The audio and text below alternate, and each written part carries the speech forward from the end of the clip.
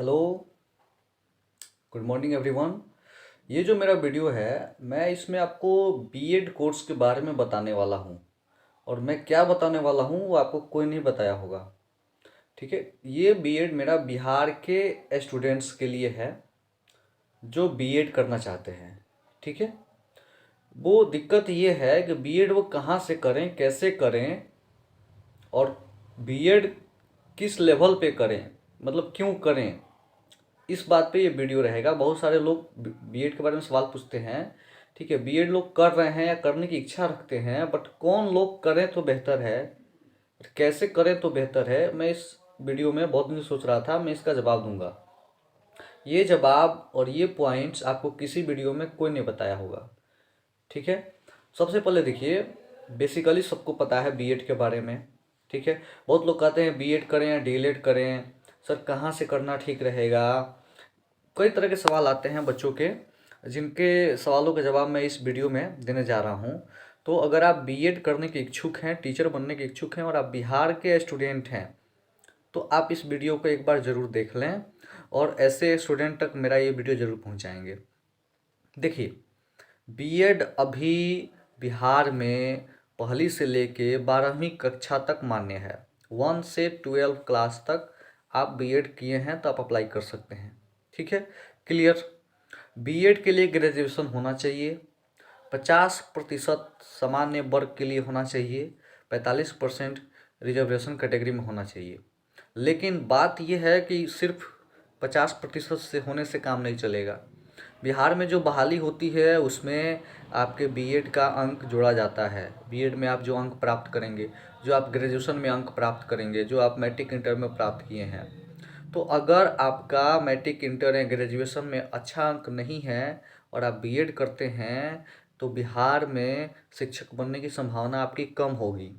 इसलिए कि बहाली जो होती है उसमें आपके अंक देखे जाते हैं, अंक का प्रतिशत देखा जाता है, तब मेरिट बनता है। सिर्फ बीएड कर लेने से कोई टीचर नहीं बन सकता है, इस बात को ध्यान में रखिए। दूसरी बात, बीएड या डीएलएड करने के बाद, मैं बीएड पे फोकस करूंगा तो बीएड के बारे में बात करूंगा। बीएड करने के बाद सीटेट पास करना अनिवार्य है शिक्षक बनने के लिए। ठीक है, चूँकि बिहार टेट नहीं होता है टाइम पे, तो सीटेट टाइम से होता है, आप उसको पास करना पड़ता है।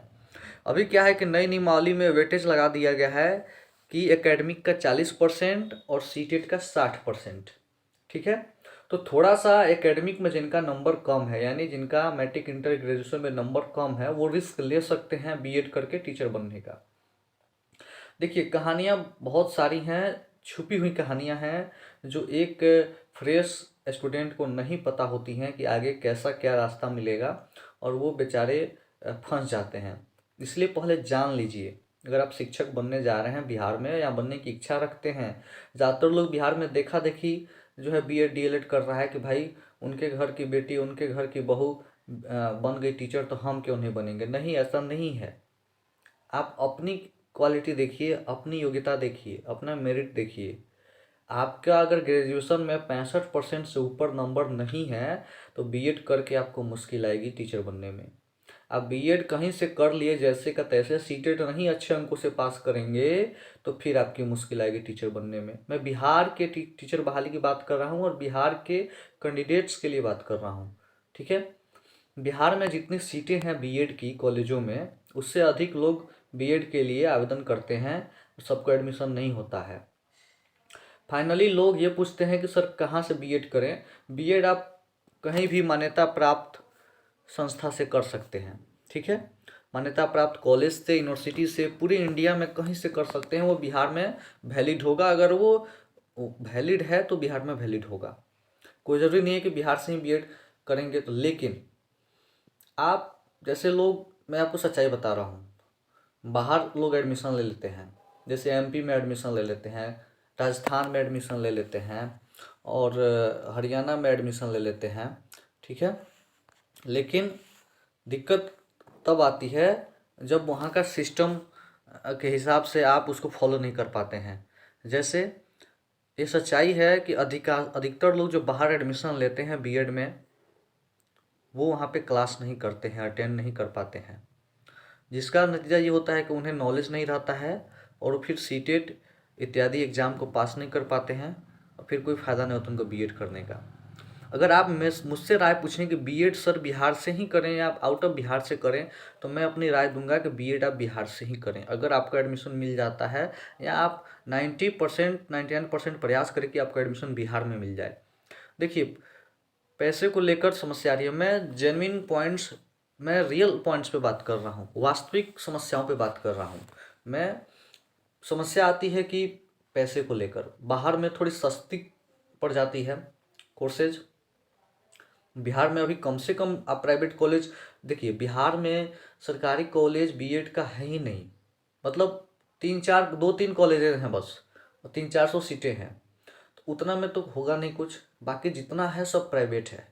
मैं आपको बता दूं, एक आंकड़ा दूं, तो गोपालगंज में, सिवान में और छपरा में, मैं 3 जिले का मैं जानता हूं अच्छे तरीके से, तो एक भी गवर्नमेंट बीएड कॉलेज नहीं है। आप ध्यान दीजिए। तो कुल मिलाकर सभी जगह की स्थिति यही है। बहुत से लोग हैं कि एंट्रेंस पास कर लेते हैं या एंट्रेंस भर देते हैं, उन्हें लगता है कि सरकारी मिल जाएगा, तो सरकारी नहीं मिलता है भाई, है ही नहीं। ऊँट के मुंह में जीरा है। जहाँ पर इतनी जनसंख्या है और बिहार में कोई उद्योग धंधा नहीं है, सारे लोगों को पढ़ के ही नौकरी लेना है, वहाँ पर बीएड कॉलेज ही नहीं है सफिशियंट, तो सबको एडमिशन कैसे मिलेगा? सरकारी तो मिलेगा नहीं, प्राइवेट मिलेगा। प्राइवेट में फीस ज़्यादा होती है, निश्चित रूप से फीस ज़्यादा होगी। प्राइवेट एक निजी संस्था है, सेल्फ फाइनेंस्ड है, उसको सारा चीज़ अपने से करना है, तो वो तो फीस ज़्यादा लेगा। फिर भी अगर आप अपने नज़दीकी कॉलेज में बीएड में नामांकन लेते हैं, तो उसका कई सारा बेनिफिट होता है। मैं ये मैं ये वीडियो किसी भी अन्य पर्पज़ से नहीं बनाया हूँ, सिर्फ और सिर्फ स्टूडेंट के पर्पज़ से बनाया हूँ, वास्तविकता बताने के लिए बीएड का। देखिए, बीएड लोग करता है, करेगा, कर रहा है, और मेरे पास दिन भर में 4-5 फ़ोन मैसेज आ ही जाता है बीएड के लेकर। लेकिन मैं बता दूं आपको कि बीएड कोर्स को लेकर इतना सुंदर सुगम व्यवस्था कहीं नहीं बन पाया है कि आपको आसानी से कहीं से बीएड करवाया जा सके। जो लोग करवाते हैं आउट ऑफ बिहार से, थोड़ा सा 10-20 हज़ार रुपये कम लगता है, बट परेशानी ज़्यादा होती है, मैं बता दूं आपको, और नॉलेज जीरो होता है। जैसे एग्जांपल लीजिए, बिहार में 1.5 लाख के आसपास फीस है 2 साल में, ठीक है। बाहर में करीब 1,10,000 1,20,000 फीस है, ठीक है।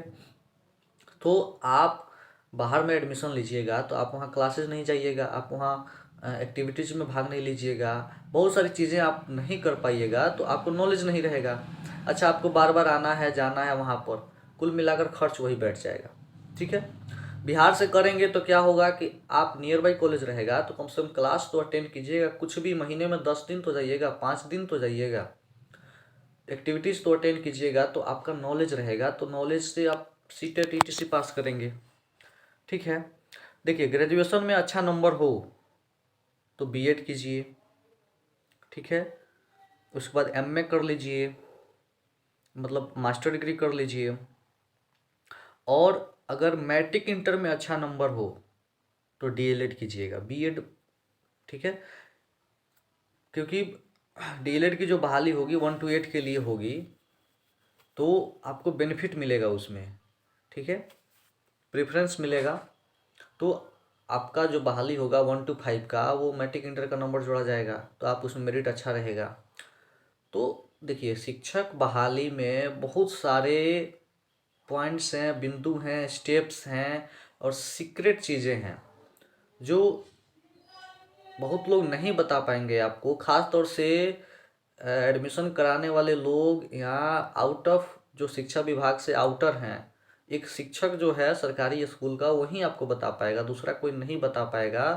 अ, जो नियोजन प्रक्रिया को नहीं जानते हैं वो आपको नहीं बता पाएंगे। बीएड में एडमिशन आप लेकर और ऐसे ही डिग्री लेकर घूमिएगा, तो एडमिशन लेने से पहले बहुत सारी चीज़ों को मिला लें। देखिए, नामांकन आप, मैं मेरा पॉइंट ये है कि आप नामांकन लें तो नियर बाई कॉलेज में लें, एडमिशन मिले तो बेटर रहेगा।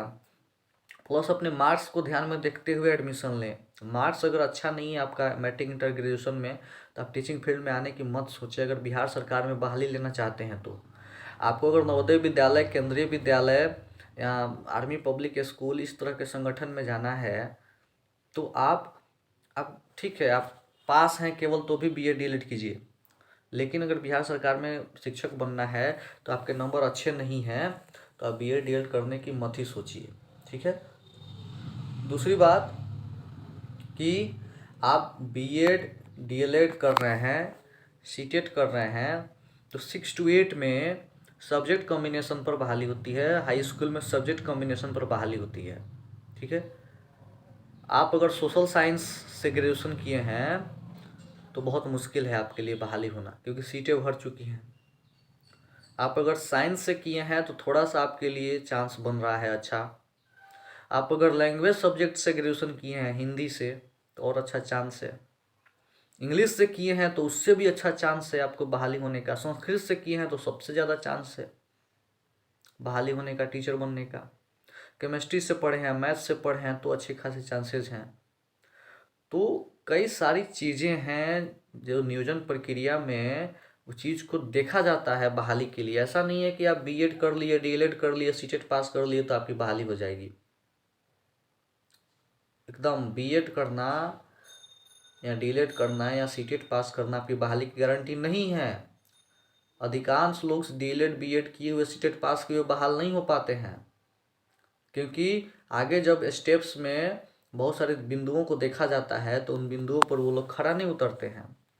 तो शिक्षक बनना है तो बहुत अच्छे तरीके से राय लेकर अपने आप एकेडमिक को देखते हुए, देखिए अभी मैं आपको क्या बता दूं शॉर्टकट में, कि अभी सीटेट परीक्षा का जो अंक आप प्राप्त करेंगे उस अंक का 60% जोड़ा जाएगा बहाली में, ठीक है। तो आपको सीटेट में अच्छा स्कोर करना होगा। चलिए, आपका मैट्रिक, इंटर, ग्रेजुएशन में आपने जो स्कोर किया है वो है, अब उसको तो बदला नहीं जा सकता किसी हाल में, तो वो तो उतना रहेगा। वहाँ कम है तो कम ही रहेगा, लेकिन अगर आप सीटेट में अच्छा स्कोर कर पाएंगे तो आप उसको कवर कर सकते हैं, रिकवर कर सकते हैं अपने उस कम मार्क्स को। तो फिलहाल के लिए मैं यही कहूँगा कि देखिए, अलग अलग प्रक्रिया है बीएड के नामांकन का। मैं आपको बीएड के बारे में विशेष रूप से इस वीडियो में बता रहा हूँ। देखिए, बिहार में एंट्रेंस के बाद ही एडमिशन होता है। आपको एडमिशन लेना है चाहे प्राइवेट कॉलेज है, लेकिन एंट्रेंस देना पड़ेगा, ठीक है। एंट्रेंस नहीं दीजिएगा आपका नामांकन बिहार में नहीं होगा। मध्य प्रदेश में ऑनलाइन रजिस्ट्रेशन होता है, अगर ऑनलाइन रजिस्ट्रेशन में भाग नहीं लिए हैं तो नामांकन नहीं होगा। आपका हरियाणा में ऑनलाइन रजिस्ट्रेशन होता है,